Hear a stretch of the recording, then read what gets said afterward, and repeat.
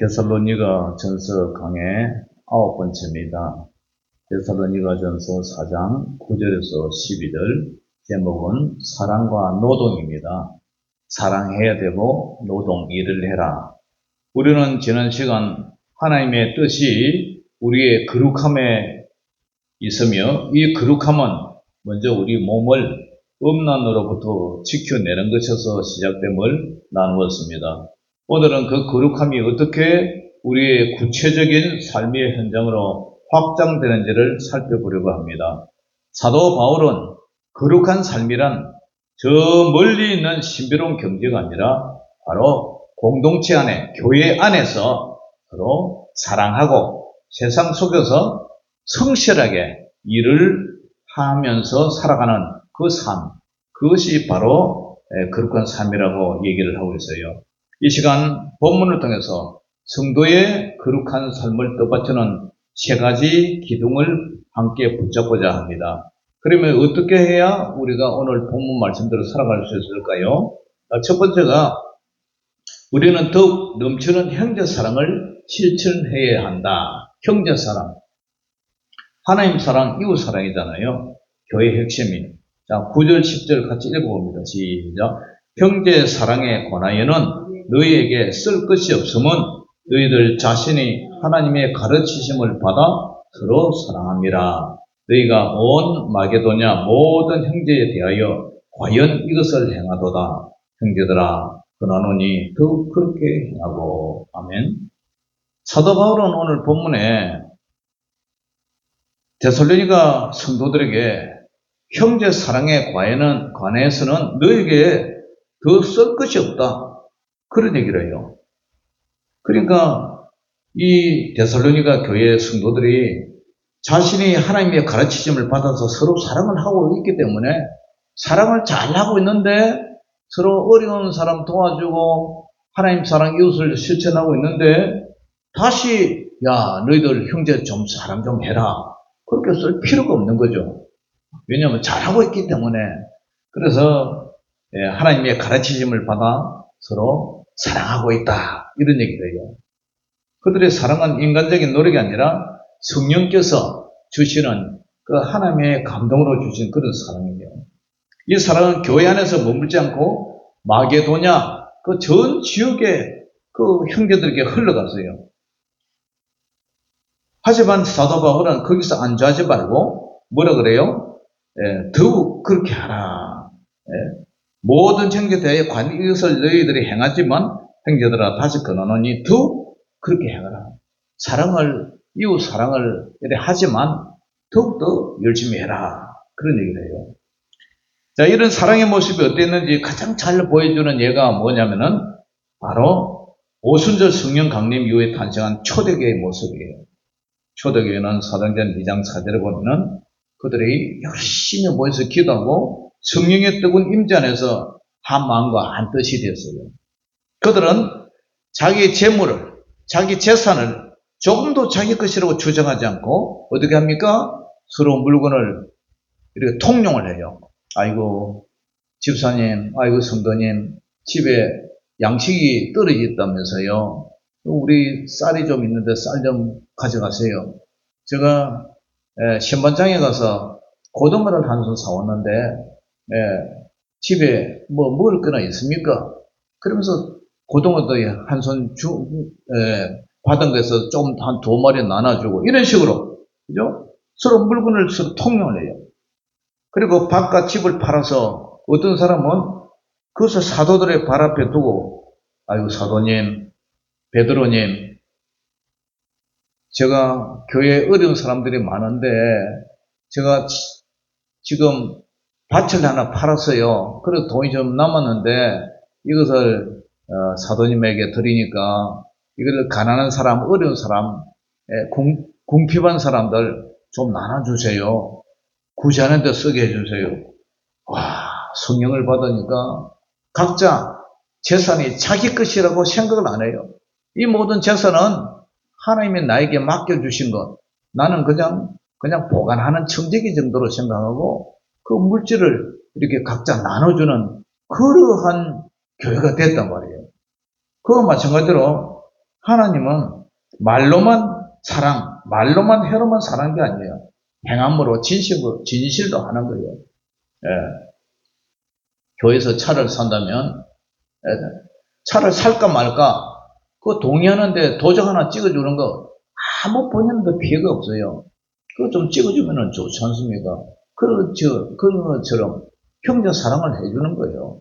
말로만 내가 뭐 형제 사랑 그게 아니라 내가 실천할 수 있는 그런 사랑. 데살로니가 교인들이 행했던 사랑이 바로 그런 것이었어요. 사도 바울은 이 사랑이 더욱 넘쳐 흐르기를 촉구한 거예요. 더욱더 그래라. 지금 잘하고 있지만 앞으로는 더욱더 더 그래라. 그것이 주님이 기뻐하신다. 우리 교회도 그런 마음이 더 넉넉히 일어나는 그런 교회가 되시기를 주의 이름으로 축원합니다. 그 다음에 두 번째는 조용히 자기 손으로 일을 하기를 힘쓰라 그래요. 조용히. 우리는 조용히 자기 손으로 일을 하기를 힘써야 돼요. 11절 같이 읽어봅니다. 11절. 시작. 또 너에게 명한 것 같이 조용히 자기 일을 하고 너희 손으로 일하기를 힘써라. 사도 바울은 사랑을 건면한 후에 뭘 하냐면은 삶의 태도를 이제 좀 바꾸라 그래요. 조용히 자기 일을 하고 너희 손으로 일하기를 힘써라. 당시에 예수님이 곧 재림하신다는 그러한 임박한 생각이 있어가지고 사람들이 일하다가 그냥 일도 내팽개치고 무질서하게 사는 사람들이 많아서요. 과거에 제가 집사 때 보니까 이장님 사건 해가지고 단비 선교회 해가지고 교회 성도들이 숲속에 모여가지고 예수님이 재림한다고 학교 가는 아이들 학교도 못 가게 하고 흰 옷 입고 숲속에서 재산 다 팔아가지고 자기들이 모여가지고 예수님이 곧 재림할 건데 이래서 뭐해?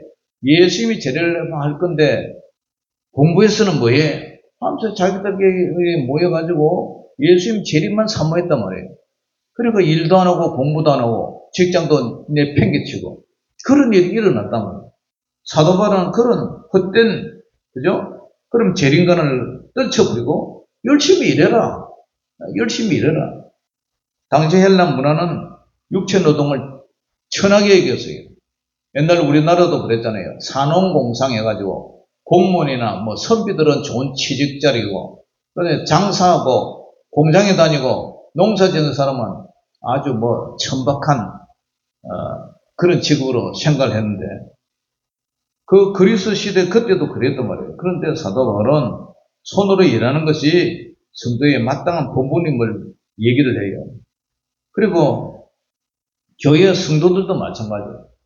교회에서 도와주는 것도 늘 도와주는 것만 바라보고 있으면 안 돼요. 자기가 열심히 일해야죠. 일할 수 있는 형편에 그죠? 열심히 일을 해야죠. 우리 권사님은 열심히 일하잖아요. 예, 남한테서 구걸도 안 하고 손도 안 벌리고 열심히 일하잖아요. 저런 습관은 게으른 사람들이 좀 본받아야 돼요. 예, 열심히 자기가 게을러서 자기가 허랑방탕해서 가난하게 사는 거 그거 누가 뭐라 그래요. 그런데 열심히 일해가지고 내가 남한테 소문 안 벌리고 열심히 노력해서 열심히 일해서 자급자족하면서 산다는 거 그런 성실한 마음, 그런 근면한 마음, 그런 것은 우리 권사님한테 모두가 본받아야 할 점이에요. 그뿐만 아니라 사도 바울은 이 명령을 누구보다도 몸소 실천했던 사람이에요. 그리고 이 편지를 쓴 본인도 사도 바울 자신이었어요. 사도 바울은 조용히 자기 손으로 열심히 일했어요. 그런 위대한 사도였지만 결국 자신의 사도직 그 거리를 내세워서 교회에 짐이 되지 않았어요. 사도행전 18장을 보면 그는 고린도에 있는 브리스길라와 아굴로 부부를 만나서 함께 천막 만드는 일을 하면서 복음을 전했단 말이죠. 그래서 데살로니가 후서 3장 8절에는 사도 바울이 뭐라 했냐면은 아무에게서도 양식을 값없이 먹지 않고 오직 수고하고 애써 귀하로 일했다고 고백을 하고 있어요. 사도 바울은 복음을 전하는 최고의 사명을 감당하면서도 동시에 열심히 일했어요. 텐트를 말아가지고, 그래서 그걸 팔아가면서 그 선교배를 충당하고 생활배를 충당했어요. 그래서 게으른자들에게 직접 본을 보였어요. 사도 바울의 삶 자체가 일하는 성도의 가장 위대한 예화인 것이 바로 자기가 솔선수범 모범을 보인 것이 자신의 예화다. 세 번째로 우리 성도들은 어떻게 살아야 되느냐? 단정하고 궁핍함 없는 정인의 삶을 살아야 된다고 얘기를 하고 있습니다. 자, 12절 같이 읽어봅니다. 12절 시작. 이는 외인에 대하여 단정히 행하고 또한 아무 궁핍함 없게 하려 함이라. 여기서 보면 외인이라는 것은 교회 안 다니는 불신자예요. 교회 밖의 사람. 외인에 대해는 단정히 행한다 이 말은 존중을 받아야 된다. 존중스럽게 그렇게 또한 아무 궁핍함이 없게 이 말은 경제적으로 어려움이 없도록 하라. 왜냐? 열심히 일하면은 교회 다니면서도 교인이 열심히 일하고 돈 잘 벌고 이러면 예수 안 믿는 바깥 사람들도 와, 저 사람은 진짜 성실하고 열심히 일한다. 술도 안 먹고 담배도 안 피고 어떻게 하든지 알뜰히 모아가지고 집도 사고 사업도 이렇게 잘 이루어나간다. 성실하다. 그런 소리 듣잖아요. 근데 교회 다닌다 하면서도 술 먹고 담배 피고 돈 좀 있으면은 노름방에 갖다 줘버리고 담배 한 값이 요새 5,000원 한대요. 5,000원. 그 5,000원짜리를 왜 사가지고 피가 버리냐고. 5,000원도 한 달에 모이면 15만 원이에요. 돈 15만 원. 그러니까 못 사는 거예요. 못 사는 거야. 못 사는 게 뭐 자랑입니까? 열심히 해가지고 바깥 사람들도 와, 저 집사님 열심히 일하고 성실하다. 그래야 누가 뭐 좀 어려워도 좀 도와주지. 자기는 뭐 돈만 생겼다면 헛된 데 쓰고. 그래가지고는 동네 사람들이 다 욕하죠. 그런데 하나님은 뜻은 어떻게 해요? 열심히 일해서 동네 사람들한테도 존중을 받아야 돼요. 아, 저분은 참 야물다. 쓸 때는 쓰지만 어려운 사람이 있으면 이렇게 팍팍 구제도 하지만 그러나 열심히 모은다. 그래서 돈을 알뜰살뜰 잘 살림을 산다. 그래야 경제적으로 어려움이 없잖아요. 할머니, 성도님, 제 얘기하는 게 틀렸어요? 예? 맞는 말이죠? 예. 예, 맞는 말이죠. 저는 헛된 소리 안 합니다. 맞는 말이에요. 그래서 믿지 않는 사람들한테 본을 보이고, 와, 저분은 참 교회도 다니고, 믿음 생활도 잘하고, 술도 안 먹고, 담배도 안 피고, 정말 하나님 중심으로 살구나. 저런 사람이라면 나도 교회 한번 다니고 싶다. 그런 삶을 살아라는 거죠, 사도 바울은. 사랑하는 성도 여러분, 예수 안 믿는 사람은 바깥 사람들도 다 보고 있어요. 세상 사람들, 교회 안 다니는 사람 다 보고 있어요. 그러니까 우리가 그들에게 움직이는 전도가 되어야 돼요. 우리 삶을 통해서 저 사람들이 우리의 삶을 통해서 예수님을 바라본다는 거예요. 내가 어떻게 하느냐에 따라서 교회 올 수도 있고 아니 올 수도 있어요. 그렇기 때문에 우리는 항상 세상의 빛과 소금이 되어야 된다. 자, 이런 삶의 위력을 잘 보여주는 사람이 누구냐면은 다니엘이었어요. 다니엘. 성경의 구약 성경 다니엘. 다니엘은요, 이방나라 바벨론으로 포로로 끌려갔어요. 그렇지만 그곳에서 늘 하나님을 향해서 하루 3번씩 기도하고, 그죠? 그리고 맡겨준 임무에 탁월하고 성실하게 그렇게 일을 감당했어요. 그래서 다니엘이 이상을 보고 꿈을 해석하는 이러한 탁월한 그런 하나님의 어려움이 있으니까 그 이방인들의 신하들이 너무 시기가 심해서요. 그렇지만 다니엘이 하도 야물게 신앙생활을 잘하고 그렇게 열심히 자기에 맡겨준 소임을 잘 감당하니까 이 다니엘을 어떻게 고발할 근거를 찾으려도 아무 허물을 찾을 수가 없었어요. 그의 삶이 너무나 정직하고 흠이 없었기 때문에 결국 그들은 그 신앙을 긁고 넘어질 수밖에 없었어요. 그래서 이 다니엘이 사자굴에 던져졌다가 살아나온 다니엘을 보고 다리오 왕은 온 나라의 조서를 내려서 다니엘의 하나님 앞에서 떨며 두려워할지니 그는 살아계시는 하나님이다 이렇게 선포했어요. 다니엘 한 사람을 통해서 다니엘이 단정하고 성실한 삶이 이방 왕으로 하여금 하나님을 찬양하게 만드는 그런 역사가 일어난 거예요. 이것이 바로 위인이 되어 단정히 행하는 삶의 능력인 거예요. 우리는 하나님 앞에서 사람 앞에서 늘 단정하고 그죠? 경제적으로 궁핍 없이 열심히 일해서 존경을 받아야 돼요. 사랑하는 성도 여러분, 성도의 거룩한 삶은 신비로운 체험에 있는 것만 아니라 우리의 평범한 일상 속에서 이루어지고 있다는 거예요. 먼저는 초대교회와 같이 모든 것을 나눌 수 있는 그러한 정도로 형제의 사랑을 해야 돼요. 어려울수록 그죠? 돕고 사는. 저는 참 궁핍한 속에서도 초상이 났다. 그리고 자녀가 결혼한다. 다는 아니지만 될 수 있는 대로 부조를 하고 그렇게 하려고 노력을 하고 있어요. 그래서 즐거워하는 자들과 함께 즐거워하고 우는 자들과 함께 울어주는 그것이 진정 사랑이 아니겠습니까? 배가 고픈 사람에게 밥을 한 그릇 사줘야 되지.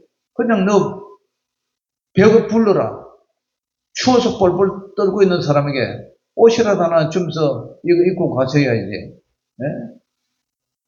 쥐가 게을러서 긁고 다닌다. 이렇게 해서 비난해서는 안 되잖아요. 그러니까 우리가 나눌 수 있는 것, 그것이 바로 형제 사랑인 줄 믿습니다. 사랑하는 성도 여러분, 오늘 우리는 세상에서 살아갈 때에 형제 사랑, 어려운 사람을 구제하고 도와주는 그러한 마음이 되어야 되고, 두 번째로는 열심히 일해서 경제적으로 궁핍하지 않고 또 불신자들에게 비난받는 그런 삶이 되어서는 안 된다. 오늘 사도 바울은 거룩에 대해서 얘기를 하는데 형제 사랑과 또 이 노동에 대해서 사랑과 노동에 대해서 일을 하면서 이렇게 이제 말을 마치고 있습니다. 그 다음 주는 이제 예수님의 재림과 부활에 대한 얘기가 나오는데 이것은 다음 주 수요일을 하기로 하고 오늘은 여기까지만 합니다. 기도하겠습니다. 사랑의 아버지 하나님 오늘 감사합니다. 만물이 주에게서 나오고 주로 말미암고 주에게로 돌아가느니라. 하나님 아버지 우리가 이 세상에서 살아갈 때에 정말 가진 모든 재물 하나님께서 우리에게 맡겨주신 일시적으로 살아있을 때 맡겨주신 그런 일시적인 재물이라는 사실을 알고 어렵고 궁핍한 사람들 있으면 형제사랑으로 이렇게 나눠줄 그런 넉넉한 마음을 허락하여 주시고 또 세상에서 우리가 살아갈 때에 나태하고 게으르지 않고 성실하게 열심히 일해서 어려운 사람을 더 경제적으로 어려움이 없도록 그렇게 물질의 축복도 허락하여 주시고 또 그것을 기꺼이 어려운 사람에게 나눠줄 수 있는 그런 베품의 은혜도 허락하여 주시옵소서. 우리 교회 성도님들 모두 다 잘 살게 하여 주시고 경제적으로 어려움이 없도록 하나님께서 복을 더하여 주시옵소서. 모든 영광을 주께 올려드리며 살아계신 우리 주 예수 이름으로 감사하며 축복하며 기도 올리옵나이다. 아멘.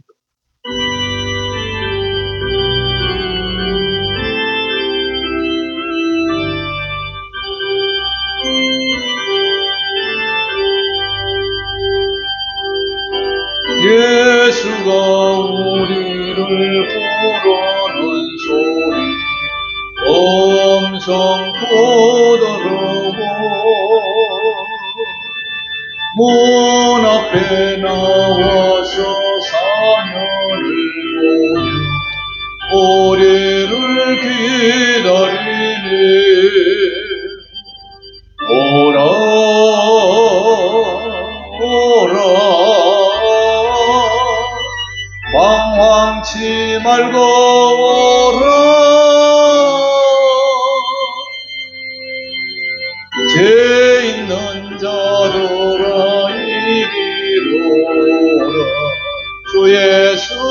앞에 오라.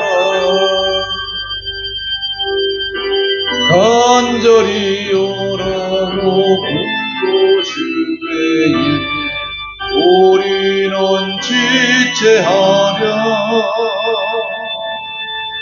주님의 은혜를 애안히 받고 옷도른 채 하려나.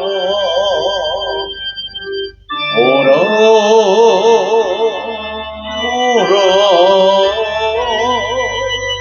방황치 말고 오라. 죄 있는 자들아 이리로라. 주 예수 앞에 오라. 세월이 살같이 빠르게 지나 쾌락이 끝이 나고 사망의 그늘이 너와 내 앞에 울리며 가리우네. 오라